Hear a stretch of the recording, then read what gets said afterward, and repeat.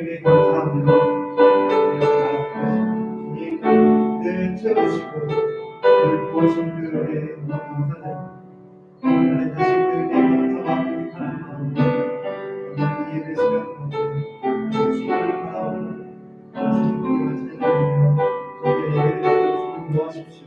하나님 뜻을 우리 시간 다시 합시고 기도하고 도와주시겠습니다. 기도하시겠습니다.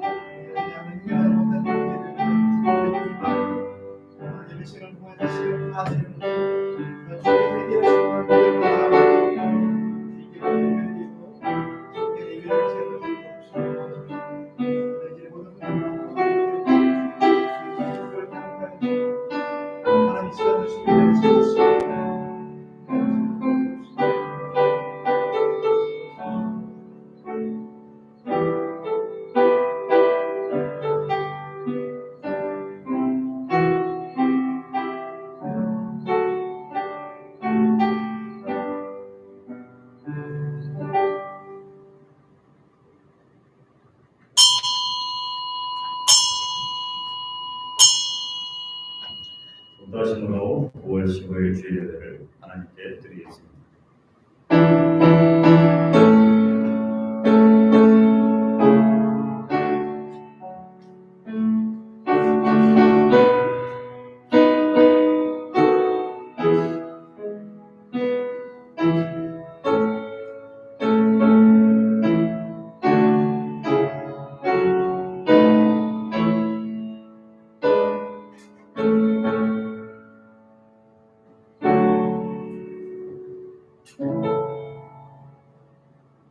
여호와께서 너를 실족하지 아니하게 하시며 너를 지키시는 이가 졸지 아니하시리로다.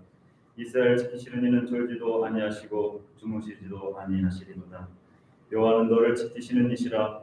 여호와께서 내 오른쪽에서 내 그늘이 되시나니 낮에 해가 너를 상하게 하지 아니하며 밤에 달도 너를 해치지 아니하리로다. 여호와께서 너를 지켜 모든 환난을 면하게 하시며 또 내 영혼을 지키시리로다. 여호와께서 너의 출입을 지금부터 영원까지 지키시리로다. 아멘. 살아역사하신 아버지 하나님, 오늘도 주님 앞에 나와 예배할 수 있게 해주심을 감사합니다. 가게는 비가 오지만 우리의 심령 가운데 주님을 사모하는 마음으로 이 우중에도 주님의 전을 찾아 나오게 해주심을 감사합니다. 이 시간도 갈급한 심령들 가운데 성령으로 충만케 하여 주시고 주님을 만나며 회복되며 다시 살아나는 놀라운 은혜의 시간이 되도록 인도하여 주시옵소서. 예수님의 이름으로 기도합니다. 아멘. 찬송가 1장입니다.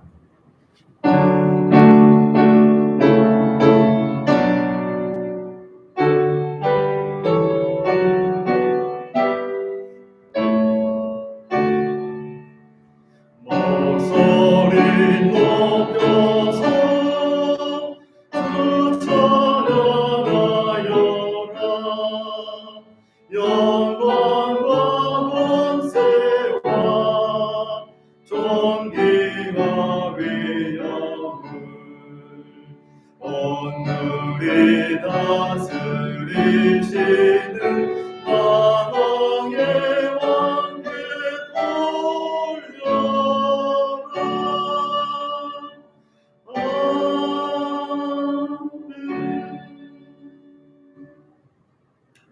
사도신경으로 우리의 신앙을 고백하겠습니다.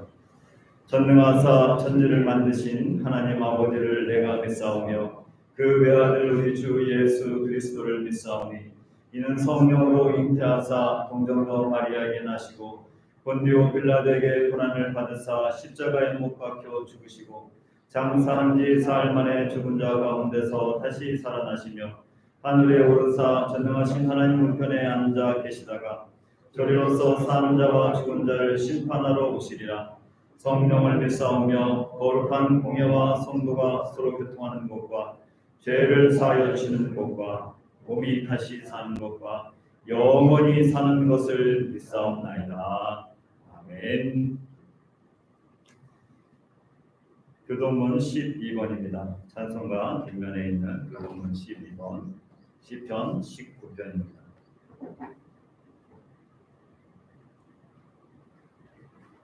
하늘이 하나님의 영광을 선포하고 날은 날에게 말하고 밤은 밤에게 지식을 전하니 언어도 없고 말씀도 없으며 들리는 소리도 없으나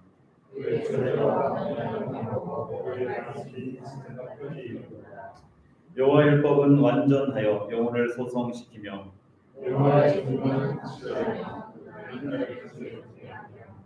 여호와의 교훈은 정직하여 마음을 기쁘게 하고 여호와를 경외하는 도는 정결하여 영원까지 이르고 다같이 금곧 많은 성분보다 더 사모할 것이며 꿀과 성일꿀보다도 더 달도다. 아멘. 찬송가 570장입니다.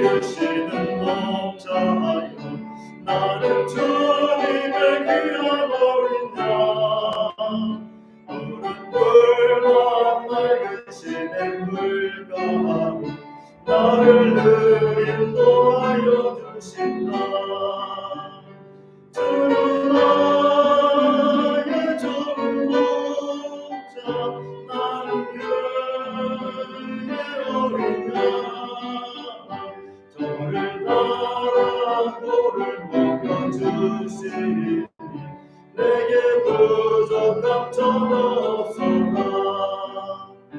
예쁜 새들을 노래하는 아침과 너를 비기는 문화 노래, 사랑하는 나의 목자 음성 나를 언제나 불러주신다.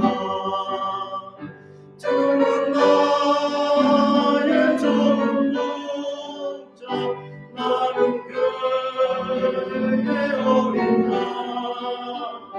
저를 따라 꼴을 먹여주시니 내게 부족함 전혀 없어라.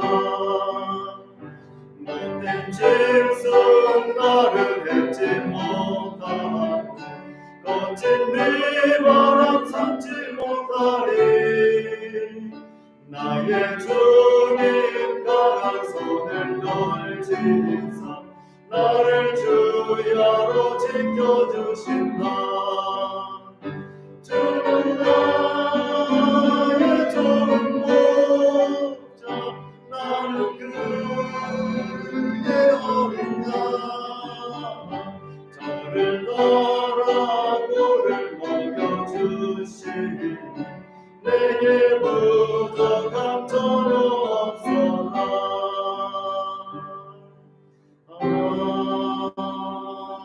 아멘. 앉아주시기 바랍니다. 예배를 위해서 김승현 집사님 기도해 주시겠습니다. 기도하겠습니다.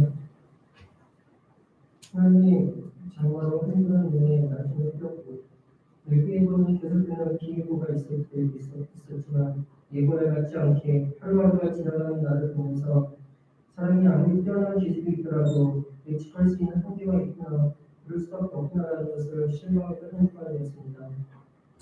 하나님, 우리 모두는 각자의 삶에서 다양한 모양의 기도 제목과 문제와 기쁨들을 가지고 이 자리에 앉아 있습니다. 오늘 이 자리에 앉아 있는 우리 성도들이 예배를 드릴 때 하나님 앞에 한 마음으로 임할 수 있도록 기도합니다.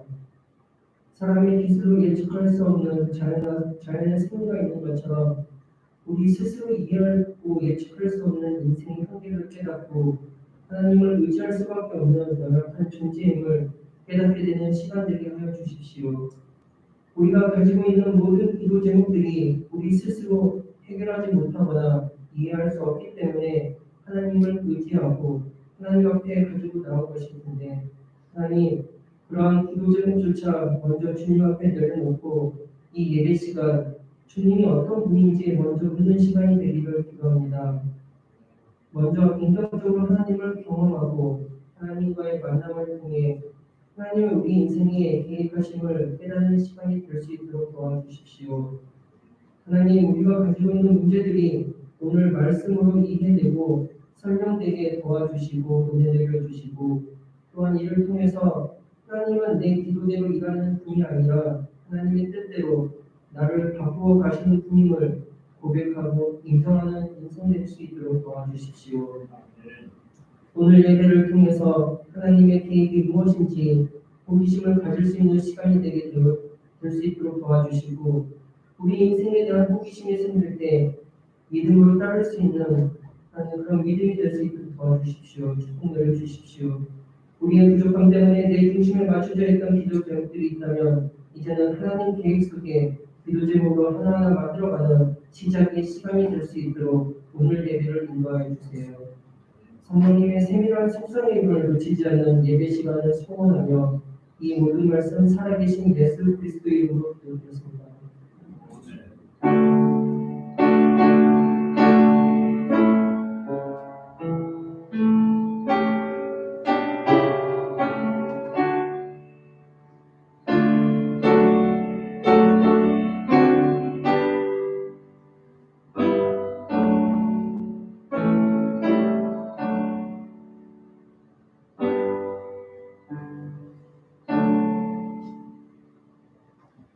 오늘 우리에게 주신 하나님의 말씀은 에베소서 5장 22절에서 24절 말씀입니다. 신약성경 315쪽.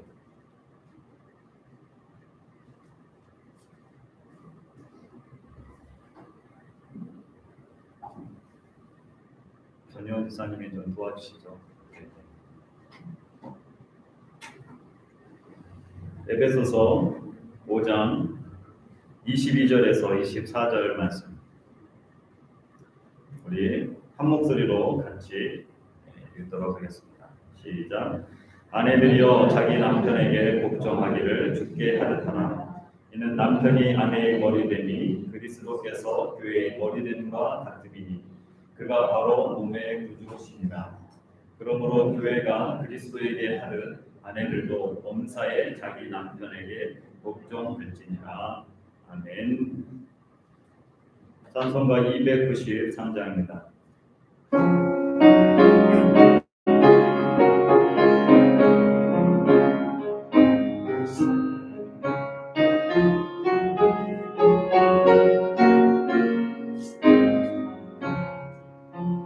주의 사랑 비칠 때의 기쁨 몸에 근심 걱정 물러가고 기쁨 몸에 기도하게 하시며 힘이 한껏 물리쳐 주의 사랑 비칠 때 기쁨 몸에 그 사랑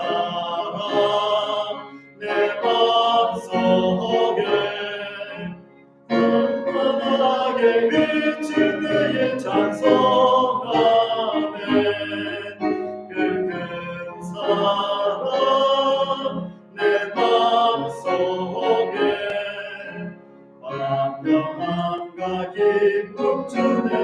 그 사랑 주의 사랑 비칠 때에 이 세상은 아름답고 활기차게 다 변하네.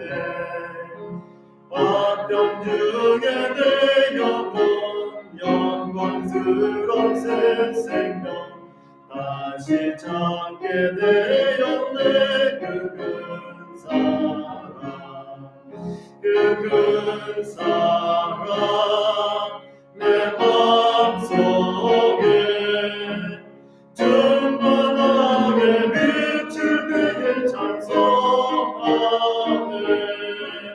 그 큰 사랑 내 맘속에 화평함과 기쁨 주네. 그 큰 사랑, 주의 사랑 비칠 때에 이 세상은 어둠 슬픔 중한 짐이 다 사라져 우리들의 가는 길 밝게 비춰주시며 복을 받게 하시네. 그 큰 사랑, 그 큰 사랑 내 맘속에 충만하게 비칠 때에 찬송하네. 그 큰 사랑 내 맘속에 화평함과 기쁨 주네. 그 큰 사랑, 주의 사랑 비칠 때에 그 광채가 찬란하게 우리 둘러 비치겠네. 세상 모두 이기고 천국 생활할 때도 주의 사랑 비치네. 그 큰 사랑, 그 큰 사랑 내 맘속에 충만하게 빛을 그의 찬송하네. 그 큰 사랑 내 맘속에 화평함과 기쁨 주네. 그 큰 사랑. 기도하겠습니다. 살아계신 아버지 하나님, 이 시간 주의 말씀을 듣는 시간입니다. 우리의 모든 몸이 하나님의 말씀을 향하여 집중하게 하여 주시고 살아있는 하나님의 말씀이 가슴에 새겨지며 그 말씀을 따라 순종하며 살아가는 우리 모두가 되도록 도와주시옵소서. 하나님의 말씀은 살았고 활력이 있사오니 그 말씀이 우리의 연약한 부분들을 만져주시고 그 연약한 부분이 다시 말씀을 통하여서 회복되며 살아나며 강건하게 되도록 도와주시옵소서. 이 시간도 하나님의 성령만이 함께하여 주셔서 주님을 만나는 복된 시간 되게 하여 주시옵소서. 예수님의 이름으로 기도합니다. 아멘. 예, 오늘은 에베소서 5장 22절에서 24절 말씀을 가지고 행복한 아내 이런 제목으로 말씀을 나누겠습니다. 먼저 옆 사람과 인사하도록 하겠습니다. 예, 세계적인 교회 잘 오셨습니다.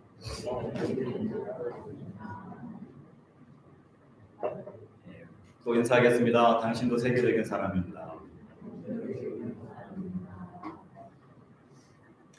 여러분들 한 주간 어떻게 지내셨습니까? 2주 전부터 계속 비가 오고 또 일기예보를 보니까 2주 후도 비가 오고 되어 있어요.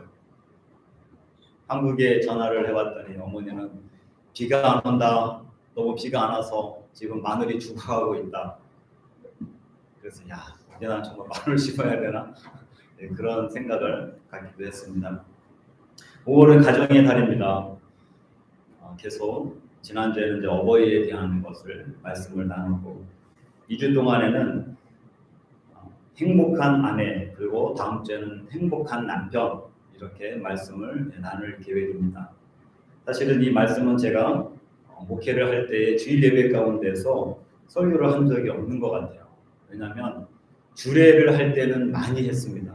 토요일 날마다 결혼식 주례가 거의 한 번 있을 때, 두 번 있을 때가 있어가지고 토요일 날은 거의 오후에는 다른 사역을 다 제쳐두고 거의 주례하는데 시간을 많이 투자한 적이 있었습니다. 그때마다 많이 설교했던 본문 말씀입니다. 근데 오늘은 이제 행복한 아내라고 하는 이 제목으로 먼저 말씀을 나누고 싶습니다. 아내들이요, 행복하십니까? 여기 아내가 없으신가요? 아내들이요, 행복하십니까? 아멘. 아멘이라고 나왔습니다. 감사합니다. 아내들이요, 지금의 남편과 살게 된 것이 내가 지금까지 모든 결정 중에 최고로 잘한 결정이십니까? 거기 끄떡이는 분들이고. 또 질문하겠습니다. 지금의 남편을 못 만났으면 내 인생은 큰일 날 뻔했다라고 생각하시는 분들 손을 들라고 하면 좀 무안할 수 있으니까 고개만 한번 끄덕이십시오. 많은 분들이 끄덕이고 있습니다. 감사합니다. 사실 이 질문은 쉽지 않은 질문입니다. 나는 행복한 아내인가? 라고 물어보기 전에 나는 행복한 사람인가? 이게 더 선행되어야 될 질문이라고 생각합니다. 하나님께서 인간을 위해서 제정하신 기관은 가정과 교회인 것을 우리는 잘 알고 있습니다. 교회는 신약시대 예수님께서 부활 승천하신 후 성령을 이 땅에 보내주심으로 마가의 그 다락방에서 교회가 시작되었습니다. 그렇지만 가정이라고 하는 것은 구약시대 하나님께서 천지를 창조하신 후 에덴 동산에서 인간에게 최초로 허락하신 것입니다. 교회는 가정에서 시작되고 할 정도로 가정은 우리 신앙 생활의 모체가 되는 아주 중요한 축복의 장이 되기도 합니다. 가정은 남자와 여자가 결혼해서 만들어지죠. 아내와 남편과 자녀들이 만들어가는 곳이 가정입니다. 그런데 최근에 2021년도 작년 통계에 보니까 혼인 신고하는 사람들의 반이 동사무소에 혼인 신고하는 사람들의 반이 이제는 이혼하는 시대라고 합니다. 10년, 20년만 해더라도 내 가정에 한 가정이 이혼한다 이런 얘기를 들었었는데 이제는 반이 이혼하는 시대에 우리가 살고 있다고 하는 것이죠. 서로 맞지 않아서 갈라서는 경우도 있지만 재정적인 어려움을 겪고 합의해서 서류상으로만 이혼하는 경우들도 있습니다. 코로나 시기가 장기화되면서 산다는 것이 매우 힘들어졌죠. 코로나 시기에 부자는 더욱 부자가 되고 가난한 사람들은 더욱 가난하게 됩니다. 그래서 양극화가 심각하게 되고 힘들고 어려운 가정들은 더욱 살기가 어렵습니다. 분명 남편과 아내도 자녀들도 쉽지 않은 시기에 살아가고 있다고 하는 것이죠. 행복한 가정을 지키기가 어려운 시대에 살고 있다고 하는 것입니다. 남편은 직장에서 스트레스를 받고 자녀들은 공부와 취업으로 인하여서 어려움을 당하면서 살아갑니다. 그렇다면 아내들은 어떨까요?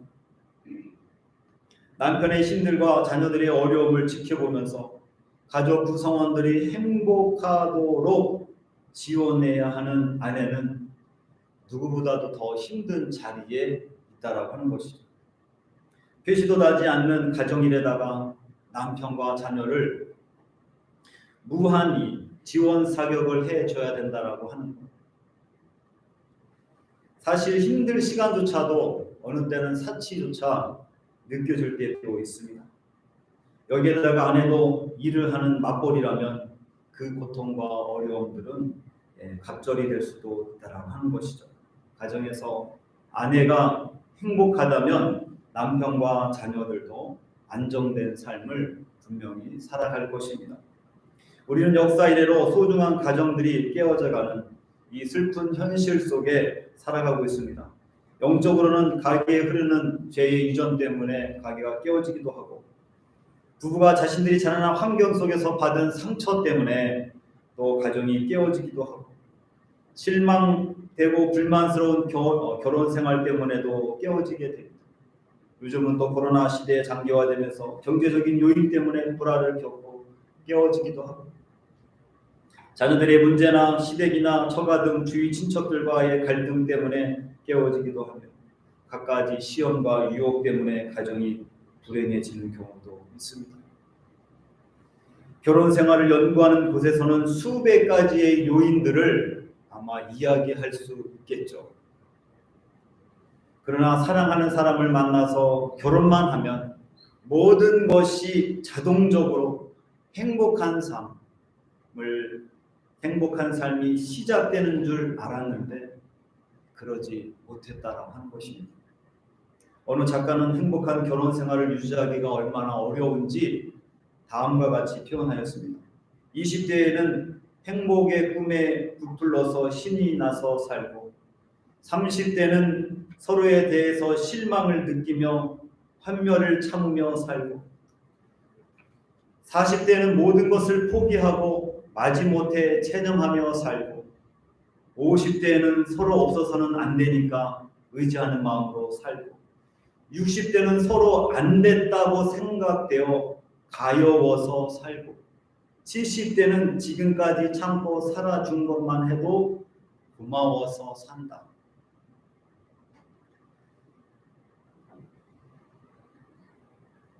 여러분들의 부부 생활은 어떠십니까?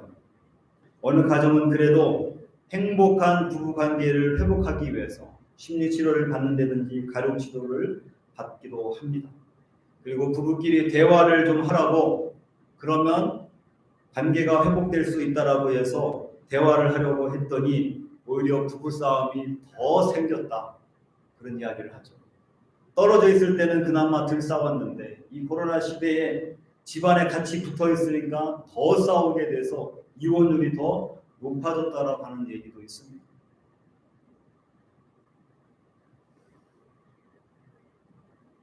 결혼을 최초로 만드신 하나님께서 부부가 어떻게 해야, 어떻게 살아야 행복한지에 대해서 주님은 분명히 성경을 통해서 말씀하셨습니다.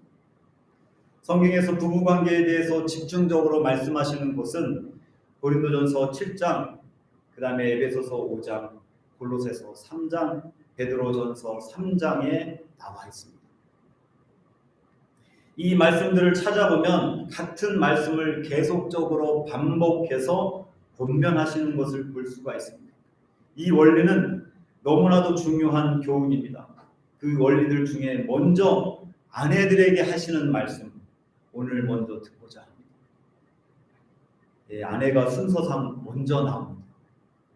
그래서 왜 아내가 먼저냐 이렇게 불만을 이야기할 수도 있습니다.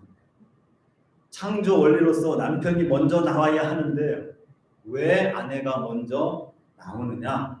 제가 생각해 보니까 아내들이 그래도 이해력이 좋습니다. 남편들보다. 말이 잘 통한다고 하는 것이죠. 매도 먼저 맞는 것이 낫다고 하죠. 오늘 이 성경의 본문을 보니까 아내들에 대해서 행복한 그 비결을 딱 3절로만 이야기합니다. 3절. 그런데 남편에게는 말이 잘 안 통해가지고 9절이나 행복한 삶에 대해서 남편에게 이야기합니다. 아내보다 3배가 더 많은 성경 구절을 할애했다라고 하는 거예요. 오늘 주님께서 아내에게 행복한 삶의 비법을 알려주고 계십니다. 22절 말씀을 우리 한번 같이 읽어보도록 하겠습니다. 22절 시작. 아내들이여 자기 남편에게 복종하기를 주께 하듯 하라. 표정이 굳어지시는 분들이 계신데, 주님께 복종하듯이 남편에게 복종해야 된다. 다 아는 내용이어서 그게 무슨 비법이나 싱거울 수도 있을 겁니다. 남편에게 복종하고 순종할 때 주님을 만난 듯이, 주님께 복종하듯이 순종하라, 복종하라, 그렇게 이야기합니다. 이 명령은 아내들이 들었을 때 성경에 있는 말씀 가운데서 가장 짜증나는 말씀이 될 수도 있습니다. 한편으로는 또한 가장 행복한 삶을 알려주는 비법이 될 수도 있습니다. 이 말씀을 들었을 때 여러분들 아내들이요 어떤 마음이 드셨습니까? 그래, 맞아, 그 말씀이 맞아. 그렇게 들었다면 그래도 그 가정은 소망이 있는 것입니다. 무슨 소리야? 이렇게 하면 그 가정은 피곤하겠죠. 하나님께서 아내에게 하신 말씀 중에 자녀를 잘 길러라, 시부모를 잘 모셔라, 집안 살림을 잘 해라, 남편에게 맛있는 거를 잘 해줘라, 몸 단장을 잘 해라, 이런 말씀보다 남편에게 복종하라고 하는 이 말씀을 성경에 조금 전에 되겠던 것처럼 에베소서, 골로새서, 베드로전서 여러 성경 말씀 가운데서 또 시대도 많이 바뀐 그 가운데서도 이야기하셨다라고 하는 것입니다. 성경이 여러 부분에서 말씀하셨다고 하는 이 사실을 잊지 마십시오. 남편이 아내보다 우월하거나 또 주님과 동격이기 때문에 주님께 하듯 복종하라고 하는 것이 아닙니다. 복종이라고 하는 단어는 순종과 거의 비슷하게 사용하고 어느 때는 복종, 어느 때는 순종이라고 사용하지만 엄밀하게 그 의미를 확인해 보면 의미가 조금 다릅니다.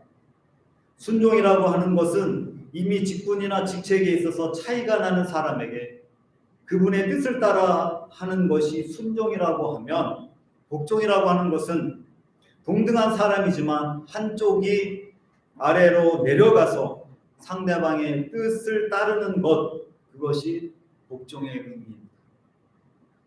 그래서 군대에서는 순종이 아니라 복종해야 되는 것이죠. 상사와 계급장을 떼면 같아지고 동등해지기 때문입니다. 특히 부부관계에서도 동등하지만 아내가 하나님의 창조 질서에 의해서 낮아져서 남편의 뜻을 따르고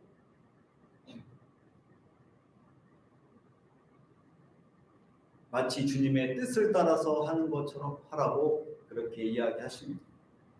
아내들이여, 그렇게 남편에게 복종하고 계십니까? 그렇게 주님께 복종하듯 따르고 있는데 행복하지 않은 분들이 계십니까?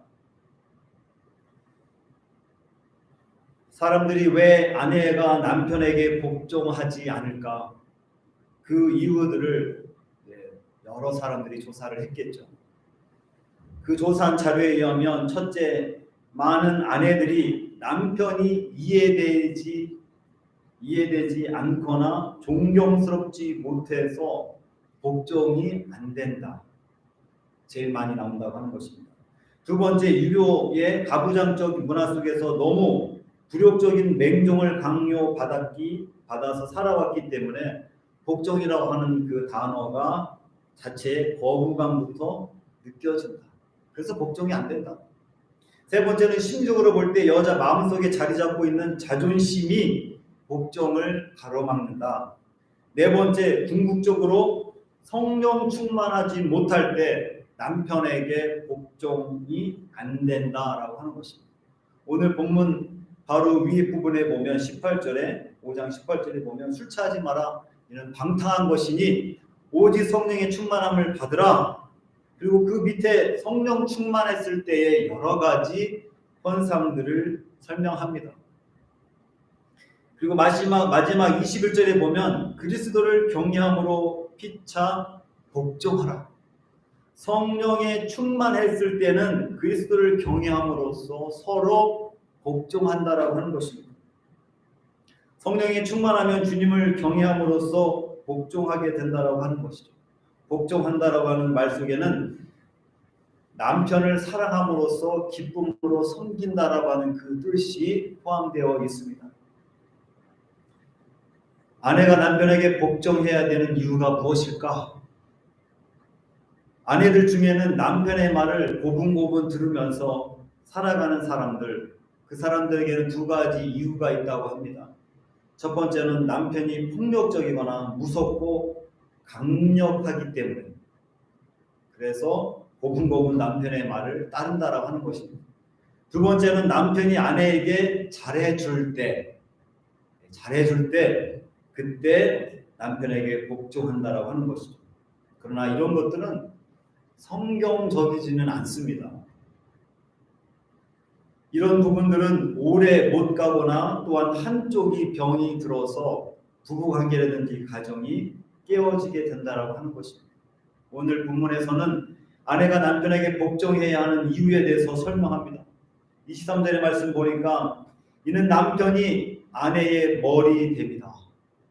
이는 남편이 아내의 머리됨이 그리스도께서 교회의 머리됨과 같음이니 그가 바로 몸의 구주시니라. 남편이 아내의 머리이기 때문에 복종해야 된다라고 하는 것입니다.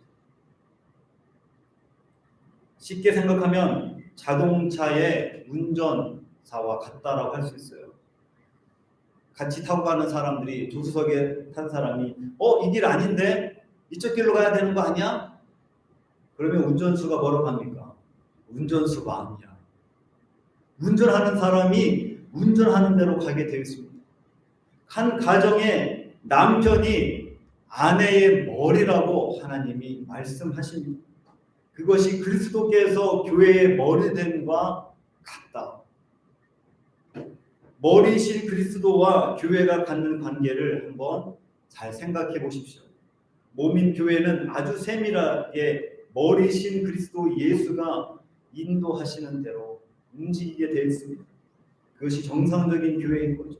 주님이 말씀하시고 우리는 복종하고 우리는 간절히 기도하고 주님께서는 그 간절한 기도를 들으시고 긍휼히 여겨주시며 자기 기쁘신 뜻을 따라서 응답해 주십니다. 그게 교회와 그리스도의 관계입니다. 마찬가지로 남편이 아내의 머리라고 하는 것은 세상에서 절대적인 존재같이 어떤 우월함을 이야기하는 것이 아니라 그리스도께서 교회를 다스리시는 것처럼 그렇게 남편에 의해서 한 가정이 다스려진다라고 하는 것입니다. 세상이 뭐라고 말해도 남편은 창조 질서에 의해서 아내의 머리가 됩니다. 남편은 아내를 다스리고 아내는 남편에게 복종하는 것입니다. 다스림이 있고 복종이 있는 것입니다. 이것이 하나님께서 원하시는 창조 질서입니다. 창조 질서에 순종해야 행복한 삶을 살아갈 수 있게 되는 것입니다. 이 창조 질서에 순종해서 지금보다도 더 행복한 삶을 사시는 우리 여성분들이 되시기를 주님의 이름으로 축원합니다.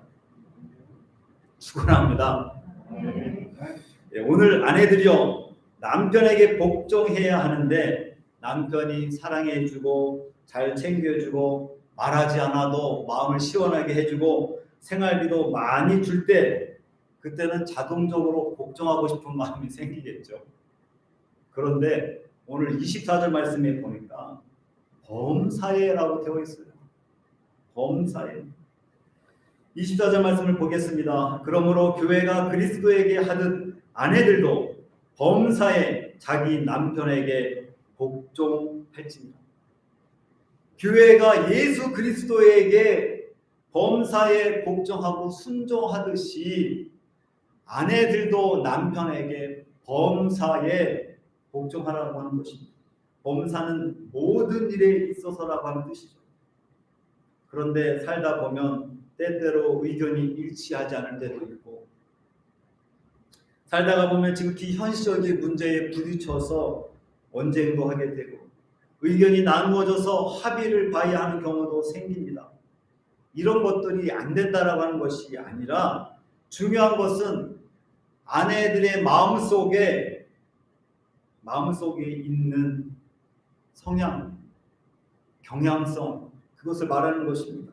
범사라고 하는 것은 모든 것입니다. 남편과 아내를 들여다보면 고집을 세우지 않아도 될 일인데 고집을 세워서 그것을 관철시키려고 하고 그렇기 때문에 싸우고 또 갈등이 일어나는 경우가 있다라고 하는 것입니다.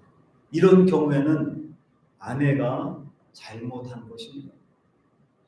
남편이 명백히 잘못된 주장을 하지 않았을 때에는 일단 그것을 따르려고 운전수 마음인 것입니다. 따르려고 하는 마음을 가져야 되는 것입니다. 그러나 그것은 자신의 반응을 통해서 남편을 통제하려고 할 때도 있죠. 이것들은 올바르지 않다라고 하는 것입니다. 아내된 성도 여러분, 오늘 이 말씀을 들으면서 깊이 한번 묵상해 보시기를 바랍니다.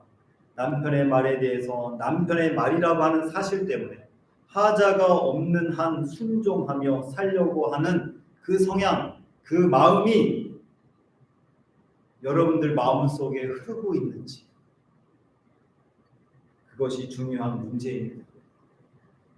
신앙생활하면서 교인으로서 주님께 갖는 관계에 대해서도 생각해 보십시오. 주님은 언제나 우리의 삶을 인도해 주시죠.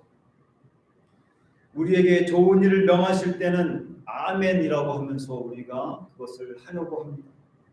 그러나 때때로 하나님의 뜻이 계셔서 우리가 원하는 대로가 아니라 하나님의 기쁘신 뜻을 따라서 우리가 이해되지 않는 방향으로 흘러갈 때도 있습니다. 물이 필요한데 광야를 걸어가게 하실 때도, 들판을 지나야 되는데 골짜기가 나올 때도 있고, 생수가 급한데 쓴물을 마시게 할 때도 있다라고 하는 것이죠. 그런데 주님께서는 우리에게 원하시는 것, 범사에 하나님의 선하심을 믿으며 그 말씀을 따르기를 원하십니다. 그러나 우리의 남편들은 예수 그리스도나 하나님처럼 완전하게 선하지 않습니다. 그럼에도 불구하고 이 남편의 명령에, 남편의 가르침에, 다스림에 순종하는 것이 신앙적인, 어느 때는 커다란 문제를 일으키고 강력한 손해를 입히고 가정적인 질서를 파괴한다면 그런 경우에는 다른 문제겠죠. 그러나 그렇지 않다면 우리는 복종해야 되는 것입니다. 남편을 존중하지 않고 복종하지 않는 어머니 밑에서 자녀들이 무엇을 배울 수가 있겠습니까? 남편에게 반말이나 하고 심지어는 욕설을 하고 기본적인 예의를 갖추지 못하면서 사는 것은 자신의 얼굴에 침을 뱉는 것과 같습니다. 그런 복종이 없는 곳에서 자녀들이 정상적으로 자라기를 바라는 것은 어리석다라고 하는 것입니다. 아이들은 부모가 말하는 대로 자라나는 것이 아닙니다. 부모가 보여주는 대로, 말하는 것이 아니라 보여주는 대로 자라나는 것입니다. 자녀들 앞에서 남편을 잘 따르시고 섬겨보십시오. 하나님께서 한 가정을 다스려 가시는 원리가 바로 여기에 있는 것입니다. 이 세상에서 자기의 남편을 깊이 존경하기 위해서 애쓰고 주님께 하듯이 그렇게 순종하며 살려고 애를 써 보시기 바랍니다. 그러면 그 가정의 아내는 분명히 행복할 것입니다. 아내의 행실로 남편이 존경을 받는 남편으로 분명히 변화될 것입니다. 평생 같이 살아야 될 사람입니다. 존경받지 못하고 부족한 것이 있으면 아내들의 행위를 통해서 하나님 앞에 기도하고 하나님께서 남편의 부족한 부분을 채워주도록 기도해야 되는 것입니다. 남편 앞에서 아무리 얘기하고 잔소리 해봤자 남편이 그것을 알아듣고 그래 내가 그대로 살게, 이러한 남편은 없어요. 싸움밖에 일어나지 않는 것입니다. 그렇게 살아가기 위해서 우선적인 원리가 하나님은 아내들에게 남편에게 복종하라, 죽게 하듯이 그렇게 복종하라, 그렇게 말씀하신 것입니다. 범사의 모든 주권을, 가정을 다스려 나가는 커다란 주권을 남편이 쥐고 살아야 한다라고 하는 것입니다. 아무리 아내가 재력이 많이 있어도 결정할 때는 남편에게 의사를 물어야 그 아내는 지혜로운 아내인 것입니다. 그리고 남편에게 존중하는 말을 사용하십시오. 남편에게 절대로 반말하지 마십시오. 말부터 고쳐야 됩니다. 남편에게 범사에 복종하기 위해서 구별된 모습을 보여줘야 되는 것입니다. 지혜로운 어머니들은 어렸을 때 제가 보니까 아버지의 젓가락은 일반 스댕 젓가락이 아니라 그래도 금색이나 은색 나는 숟가락으로 반드시 주었어요. 저희 집도 아버지가 평생 아프시면서 남편 구실도 못했는데 어머니가 남편 때문에 짜증도 많이 나지만 꼭 밥상을 차릴 때는 아버지 밥상에는 꼭 숟가락이 다른 숟가락이었어요. 국을 떠도 꼭 고기가 있는, 밥을 떠도 가장 좋은 밥을 먼저, 그게 바로 남편의 권위를 세워주는 것이죠. 영적인 가장으로서 한 가정의 목사와 같은 사람이 바로 남편이라고 하는 것입니다. 하나님의 가정을 다스리고 이끌어가야 될 가장으로 자녀들 앞에서 그렇게 세워줄 때 그 가정이 행복해지고 아내도 행복해지는 것입니다. 자녀들 앞에서 절대로 남편을 흉보거나 욕하거나 밀어나다라고 말하지 마십시오. 남편이 모든 흉과 욕하고 싶은 것들, 그런 것들이 있다면 주님께 하십시오. 주님 앞에 토해내십시오. 자녀들 앞에, 다른 사람들 앞에서 남편의 흉을 보지 마십시오.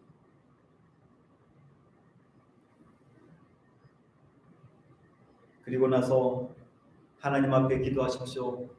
남편이 그렇게 복종하고 싶은 영적인 사람이 되게 해주십시오.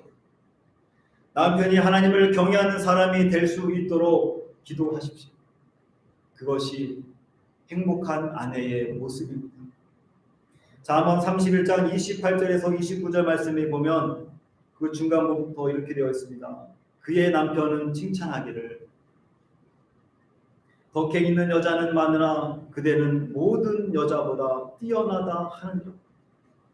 남편이 자녀들과 사람들 앞에서 자신의 아내를 칭찬한다면 얼마나 행복하고 현숙한 여인이겠습니까?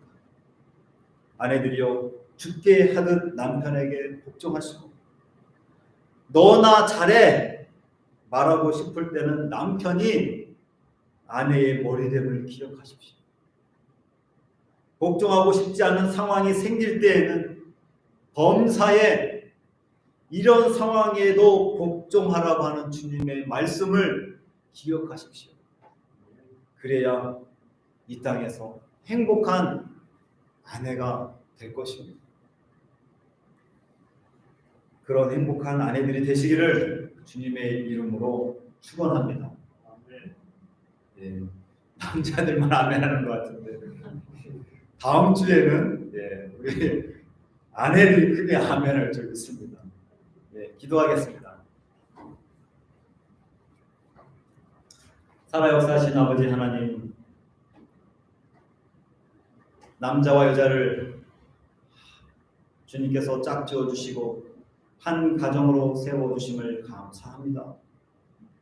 아름다운 가정을 일구며 생육하고 번성하기를 주님이 원하셨는데 이 세상의 가정들이 많이 깨어지고 그 깨어진 가정 가운데서 자녀들이 불행하게 살아가고 있습니다.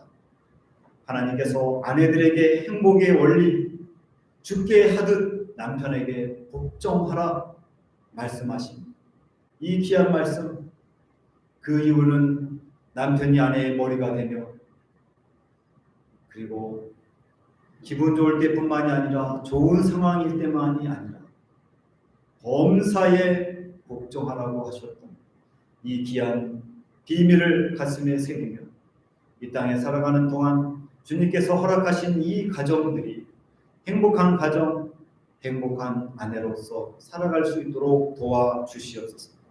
감사드리며 예수님의 이름으로 기도합니다. 아멘. 찬송가 42장 부르시면서 준비하신 것 하나님께 드리겠습니다.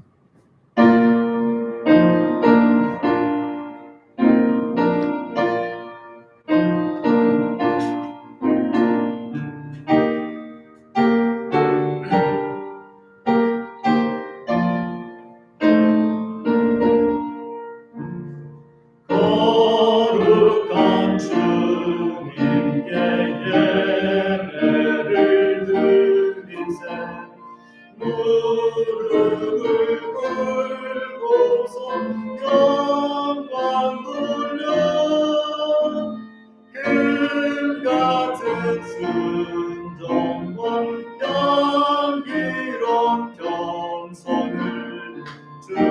주님께 바쳐서 경배하세.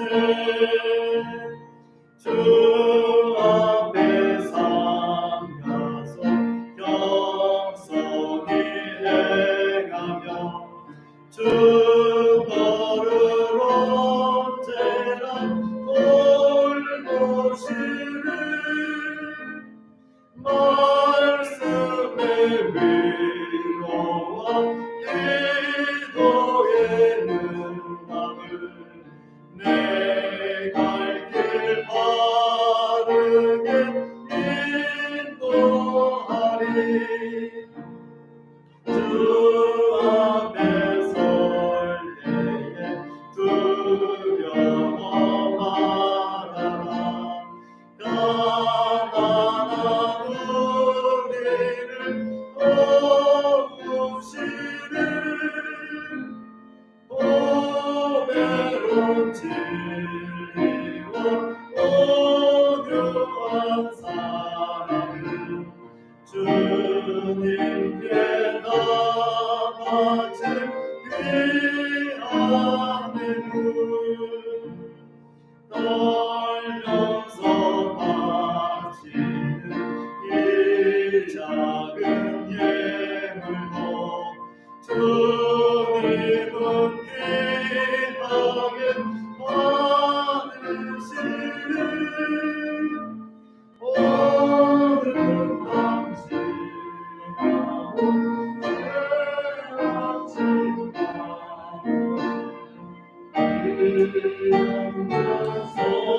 소망을 늘 주시리.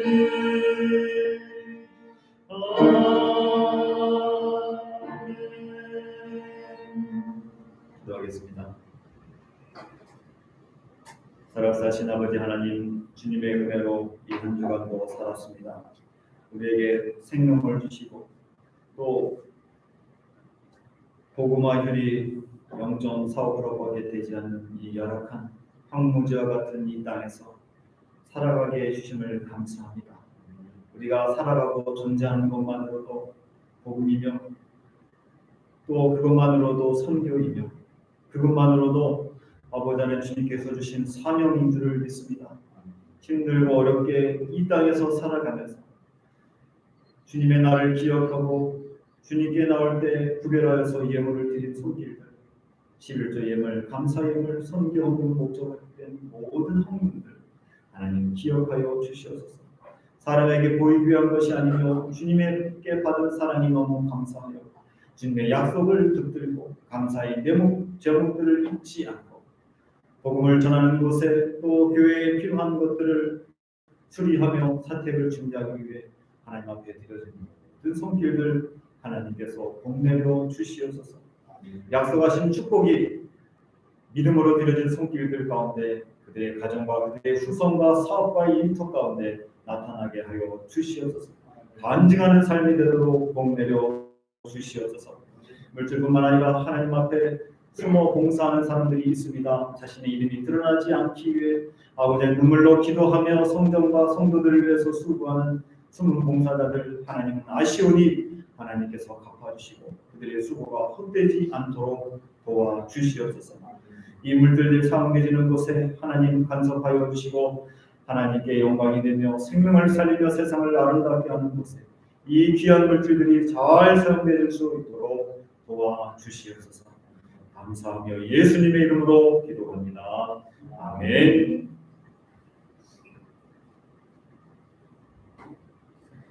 예, 오늘 저희 교회 새로운 교회 또 처음 나오신 분이 계십니다. 예, 한글로 타코타 그렇게 했는데 예, 여기 가운데 계신 가데나에서 근무하시는데 제가 혹시 교회를 잘못 오셨나 계속 그런 생각이 들었습니다. 네, 그래도 이렇게 또 예배 가운데 계속 함께 해주시고 또 하나님께서 뜻하신 바가 있어서 저희 교회에 좀 보내신 줄 믿습니다. 예배 이후에 1층에서 식사가 있습니다. 맛있는 식사가 또 준비되어 있으니까 교제 나누시면 감사하겠습니다. 그리고 오늘도 이 우중에도 우리 또 변민석 장로님 또 저희 교회 또 방문해 주셨는데 그래도 또 우리 한양의 박수 한번 크게 한번